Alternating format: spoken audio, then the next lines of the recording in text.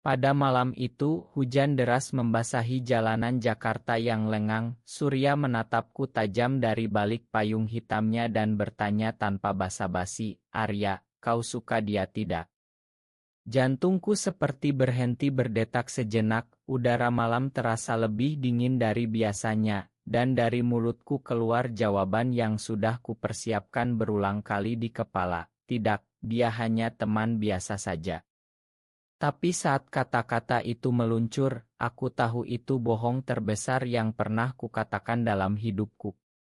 Ardi, pria yang sudah 3 tahun kami kenal sejak kuliah di Yogyakarta, bukan sekadar teman. Dia adalah alasan aku sering terjaga malam-malam, alasan aku tersenyum sendiri saat membaca chat sederhana darinya tentang proyek kampus atau kopi hitam auritnya. Kami bertiga, aku, Surya, dan Ardi, sudah seperti saudara sejak semester 1. Surya yang selalu cerewet soal bola, Ardi yang pendiam tapi pintar menyelesaikan masalah desain, dan aku yang selalu jadi penengah. Tapi entah sejak kapan, setiap kali Ardi tertawa lepas di warung angkringan dekat kosan, dada ini terasa sesak. Aku berusaha mengabaikannya. Di Indonesia, pria mencintai pria bukanlah hal yang dibicarakan terbuka. Keluargaku di desa dekat Solo masih mengharapkan aku pulang dengan calon istri yang lebaik dan saleha. Ibu sering telepon, "Kapan Arya bawa pacar pulang? Ayah sudah siapkan tanah untuk rumahmu." Malam itu, setelah Surya bertanya, aku pulang ke apartemen kecil di Tebet dengan hati berantakan. Aku duduk di balkon, rokok di tangan meski aku jarang merokok. Kenangan kampus kembali. Ardi pernah meminjam jaketku saat hujan deras di alun-alun Malioboro, dan saat mengembalikannya besok paginya, ada aroma sabunnya yang masih menempel. Aku menggelengkan kepala, mencoba meyakinkan diri sendiri bahwa ini hanya AC, bahwa besok aku akan bangun dan semuanya normal lagi. Tapi pagi harinya, saat kami bertiga bertemu di KAI kampus untuk rapat proyek akhir, Ardi menyapa dengan senyum lebar, "Arya, kopimu sudah aku pesan yang hitam tanpa gula ya." Senyum itu lagi. Aku hanya bisa mengangguk, takut suaraku akan mengkhianati. Tahun-tahun kuliah berlalu seperti itu. Aku belajar menyembunyikan perasaan dengan sempurna. Saat teman-teman lain mulai pacaran, aku pura-pura sibuk skripsi. Saat Ardi cerita tentang cewek yang dia dekati di organisasi seni, aku tersenyum dan bilang, "Bagus, dia cocok sama kamu." Dalam hati aku mati rasa. Lulus kuliah, kami bertiga pindah ke Jakarta untuk kerja. Surya di perusahaan otomotif, Ardi dan aku di agensi iklan yang sama di Sudirman. Hidup terasa lebih sibuk, lebih mudah untuk bersembunyi. Tapi tekanan mulai datang dari keluarga. Ibu kirim foto gadis tetangga, "Ini anak Pak Haji, cantik dan sudah siji." Ayah bilang cocok. Aku tolak halus, bilang masih fokus karir. Ayah marah di telepon, "Kamu sudah 20 genep tahun, Arya. Jangan bikin malu keluarga." Suatu sore di kantor, Ardi duduk di meja sebelahku, laptop terbuka menampilkan storyboard iklan rokok. "Arya, kamu baik-baik saja? Akhir-akhir ini kelihatan capek," katanya sambil menatapku lama. Aku mengalihkan pandang ke jendela, melihat gedung-gedung tinggi yang seolah menekan dada. "Biasa aja, deadline banyak," jawabku. Malam itu aku menangis sendirian di kamar mandi apartemen. Aku benci diri sendiri karena takut, karena tak bisa jujur pada orang yang paling aku sayang. Surya tak pernah bertanya lagi sejak malam hujan itu, tapi aku tahu dia curiga. Persahabatan kami mulai retak pelan-pelan, seperti retakan di tembok lama yang tak terlihat tapi semakin dalam. Aku mulai mencari jawaban dalam diam di akhir pekan. Aku naik kereta ke Yogyakarta sendirian, duduk di alun-alun yang dulu kami kunjungi bertiga. Di sana, di bawah pohon beringin besar, aku berdoa dalam hati, meminta Tuhan memberikan kekuatan untuk menerima siapa diriku. Tapi jawaban tak datang. Hanya angin malam yang membawa aroma kembang melati dari rumah-rumah sekitar. Pulang ke Jakarta, aku putuskan untuk mencoba normal. Aku mulai chat dengan seorang gadis dari aplikasi kencan yang disarankan teman kantor. Namanya Rina, manis, bekerja di bank. Kami bertemu 2 kali, nonton film, makan malam. Tapi setiap kali tangannya menyentuh lenganku, aku merasa seperti aktor yang memainkan peran salah. Sementara itu, Ardi mulai dekat dengan seorang desainer baru di kantor, cewek bernama Lina. Mereka sering pulang bareng, tertawa di pantry. Aku melihat dari kejauhan, dada terasa seperti ditusuk. Suatu hari, Surya datang ke apartemenku bawa bir dingin. "Arya, aku tahu kamu bohong waktu itu," katanya pelan. Aku membekuk. "Tentang Ardi. Kamu suka dia, kan?" Aku tak menjawab. Malam itu kami bicara sampai subuh. Surya bilang dia tak masalah, tapi khawatir sama keluargaku, sama masyarakat. "Di sini bukan tempat mudah, bro. Kamu harus hati-hati." Kata-katanya seperti belati, tapi juga seperti pelukan. Untuk pertama kalinya, aku merasa tak sendirian sepenuhnya. Tapi pertanyaan itu tetap menggantung, berapa lama aku bisa terus berpura-pura. Tahun pertama di Jakarta berlalu dengan cepat. Pekerjaan di agensi semakin berat, klien besar datang silih berganti. Ardi naik jabatan jadi senior designer, aku tetap di timnya sebagai copywriter. Kami sering lembur bersama, duduk berdua di ruang meeting sampai larut, hanya ditemani lampu neon dan suara ac. Di saat-saat seperti itu, perasaanku semakin sulit dikendalikan. Ardi akan menyandarkan kepala di meja, lelah, dan bilang, "Arya, kalau bukan karena kamu, aku sudah resign dari dulu." Kata-kata sederhana itu membuat aku ingin memeluknya, tapi aku hanya tersenyum dan balas, "Kita tim bagus kok." Di rumah, tekanan keluarga semakin kuat. Ibu datang ke Jakarta secara mendadak, bawa tas besar berisi makanan khas Solo. "Kamu kurusan, nak. Makan yang benar." Malam harinya, saat kami duduk di ruang tamu apartemen yang sempit, ibu mulai lagi. "Rina itu anaknya baik. Kenapa tidak dilanjutkan? Ayah sudah bicara dengan orang tuanya." Aku menatap lantai, tangan dingin. "Bu, aku belum siap nikah." Ibu menghela napas panjang, mata berkaca-kaca. "Kamu ini apa maunya?" Usia sudah kepala 3, tetangga mulai bertanya-tanya. Jangan bikin ayah sakit hati. Aku diam malam itu. Setelah ibu tidur, aku keluar ke balkon, menatap lampu kota yang berkelap-kelip. Aku merasa seperti burung di sangkar emas, semua orang melihatku sukses, tapi tak ada yang tahu aku tak bisa terbang bebas. Surya mulai jarang bertemu kami bertiga. Dia bilang sibuk proyek, tapi aku tahu dia menghindar karena tak mau melihat aku menderita diam-diam. Suatu akhir pekan, kami bertiga akhirnya kumpul di rumah makan Padang di Kemang. Ardi cerita tentang Lina, dia baik, tapi entah kenapa rasanya kurang klik. Aku hampir tersedak. Surya melirikku, tapi tak berkata apa-apa. Malam itu, saat pulang, Ardi naik motor bersamaku karena mobilnya mogok. Angin malam menerpa wajah kami di jalan tol. Di lampu merah, dia tiba-tiba bilang, "Arya, aku kangen masa kuliah kita. Dulu lebih sederhana ya." Aku hanya mengangguk, takut suaraku bergetar. Di kantor ada proyek besar untuk klien bank syariah. Tema iklannya tentang keluarga bahagia. Ironis sekali. Aku yang nulis strip harus menggambarkan suami istri dengan anak kecil.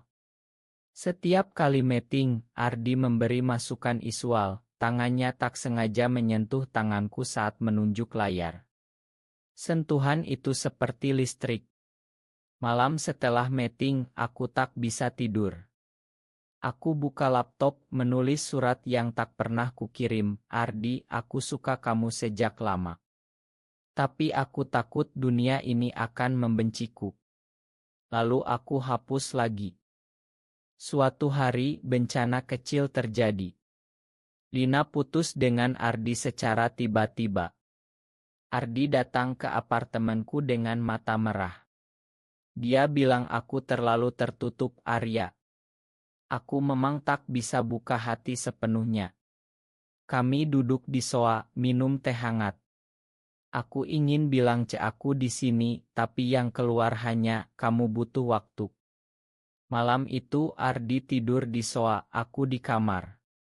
Aku mendengar napasnya yang pelan dan untuk pertama kalinya dalam bertahun-tahun, aku merasa damai meski hati masih berantakan. Tapi kedamaian tak bertahan lama. Ayah telepon pagi-pagi, suaranya tegas. Arya, minggu depan pulang. Ada acara keluarga besar. Kamu harus kenalkan pacar. Aku panik. Aku bohong bilang ada deadline. Ayah marah besar, kamu ini anak laki-laki satu-satunya. Jangan bikin kami malu di desa. Telepon ditutup dengan kasar.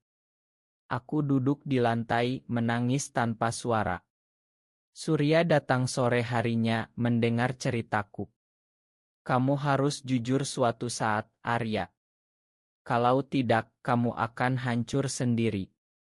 Kata-katanya benar, tapi aku belum siap. 2 tahun berlalu sejak pertanyaan Surya malam hujan itu. Karir kami maju. Ardi jadi creative director, aku naik jadi head copywriter. Kantor pindah ke gedung baru di Scib, lebih mewah, lebih dingin. Tapi di dalam dada, badai tak pernah reda. Aku mulai menghindari Ardi di luar jam kerja. Kalau dia ajak makan siang, aku bilang ada meeting. Kalau dia tanya kenapa, aku jawab sibuk aja. Ardi kelihatan bingung tapi tak memaksa.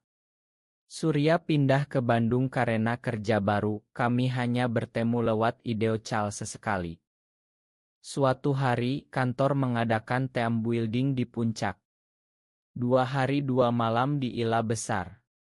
Malam pertama, api unggun menyala, semua tertawa. Ardi duduk di sebelahku, bahunya menyentuh bahuku karena dingin. Arya, kita sudah lama tidak ngobrol serius. Kamu baik-baik saja, tanyanya pelan di antara suara gitar teman-teman. Aku menatap api, baik kok. Tapi malam itu, saat semua tidur, aku keluar ke teras Ila. Ardi menyusul. Aku tahu ada yang kamu sembunyikan, katanya. Aku membekuk.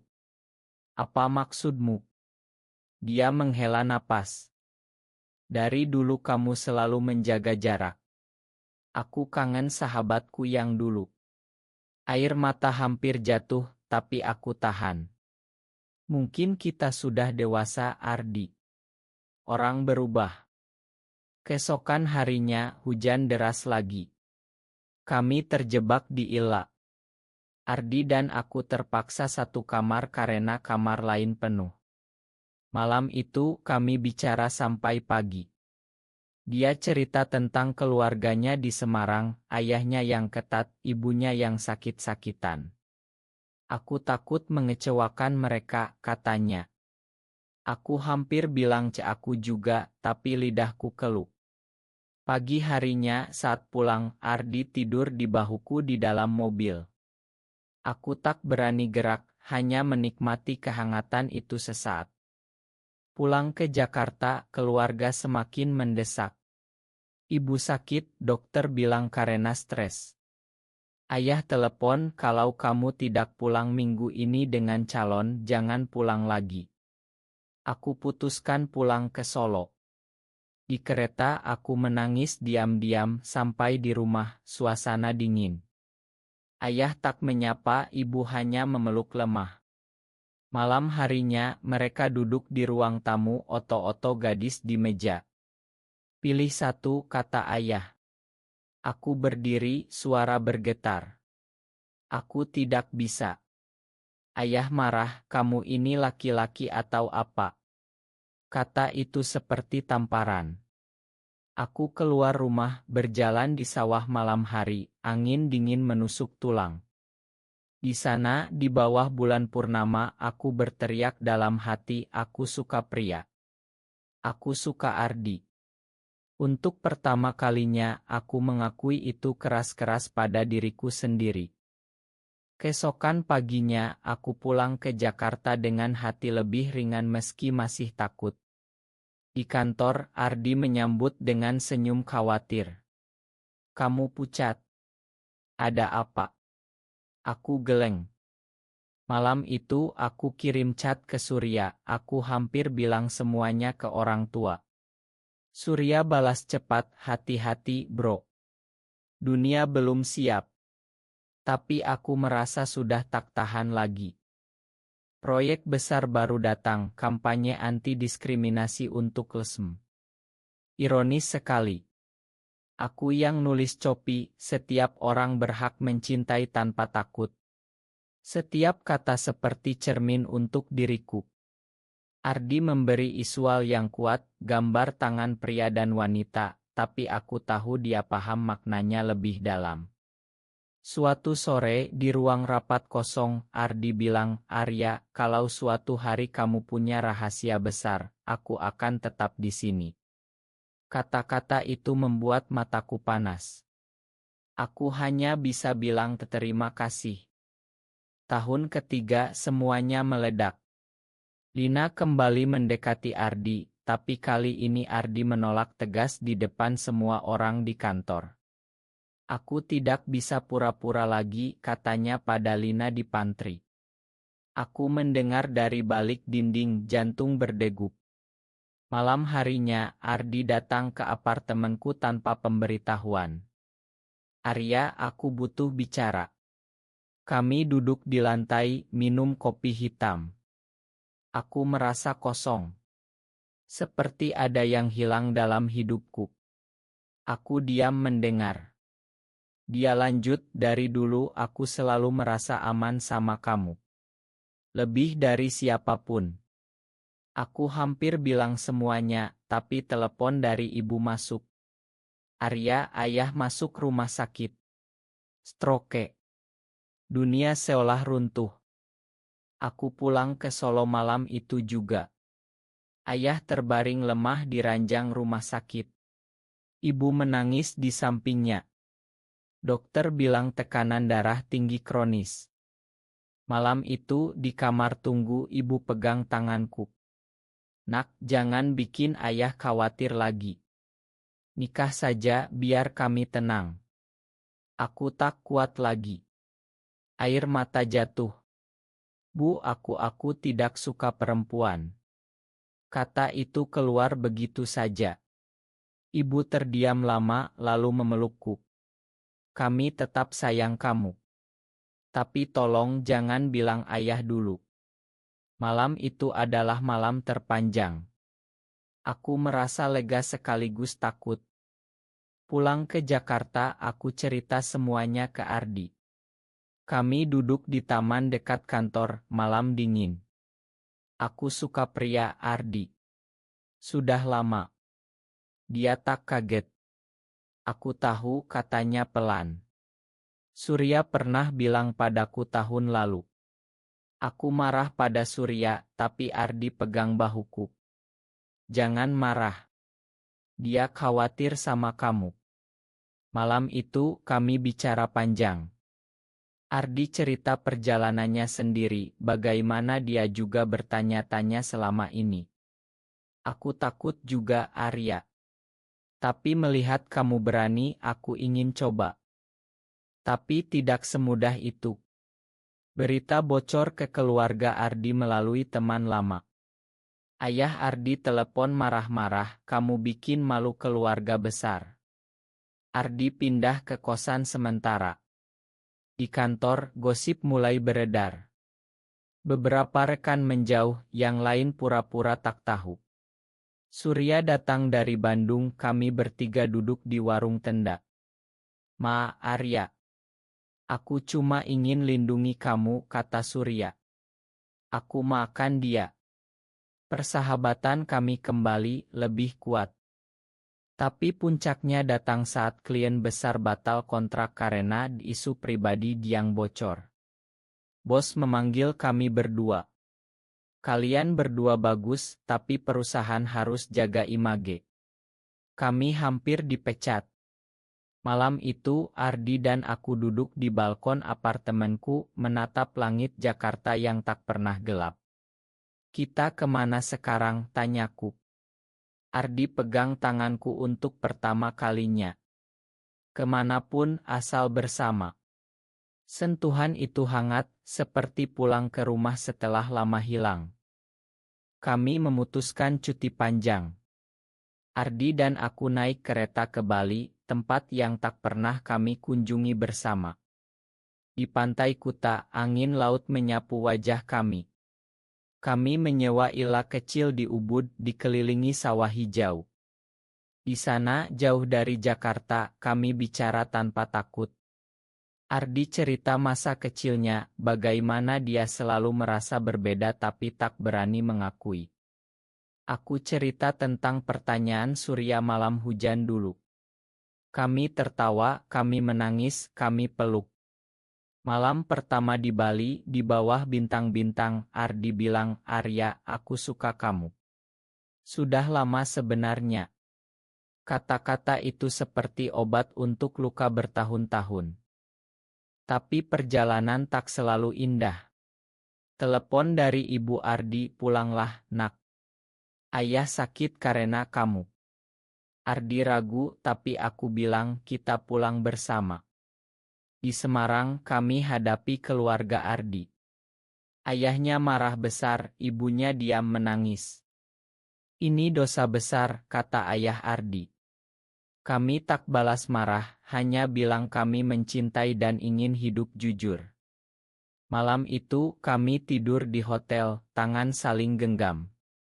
Keesokan harinya, Ibu Ardi datang sendirian peluk anaknya. Ibu coba pahami. Tapi pelan-pelan ya. Itu langkah kecil, tapi berharga. Kembali ke Jakarta, kami resign dari kantor lama.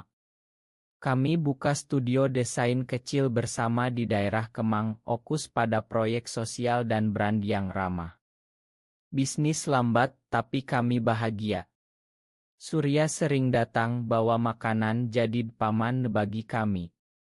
Keluargaku mulai menerima pelan-pelan. Ibu datang ke Jakarta bertemu Ardi. Rawat anakku baik-baik, katanya pada Ardi sambil menangis. Ayah masih diam, tapi tak lagi marah di telepon. Tahun berganti. Kami pindah ke rumah kecil di pinggir Jakarta, dengan halaman untuk tanaman. Di sana, kami belajar memasak bersama, menonton film lama, bicara tentang mimpi. Ardi sering bilang, terima kasih sudah berani dulu. Aku balas, terima kasih sudah menunggu. Persahabatan dengan Surya semakin erat, dia sekarang punya pacar perempuan yang menerima kami sepenuhnya.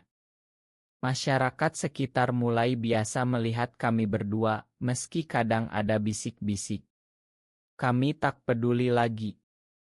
8 tahun setelah pertanyaan malam hujan itu, kami duduk di pantai Bali lagi, tempat kami mulai perjalanan jujur. Matahari terbenam mewarnai langit oranye. Ardi pegang tanganku, matanya berkaca-kaca.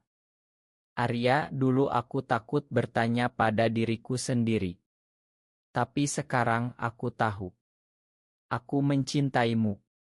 Selalu.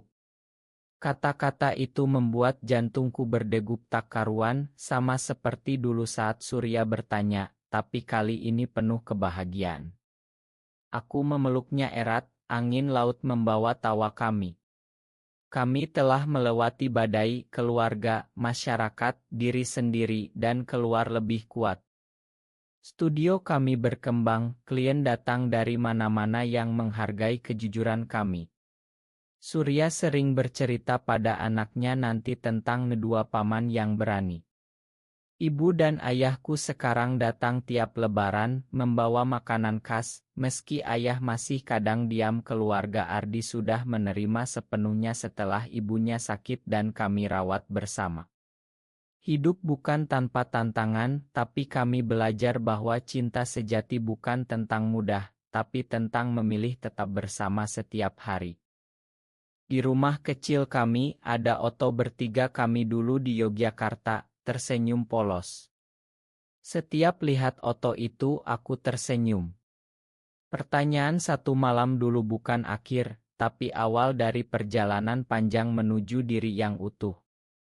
Apakah benar bahwa cinta sejati antara dua pria harus selalu dibayar dengan air mata keluarga dan tekanan masyarakat untuk akhirnya bahagia? Benar atau salah?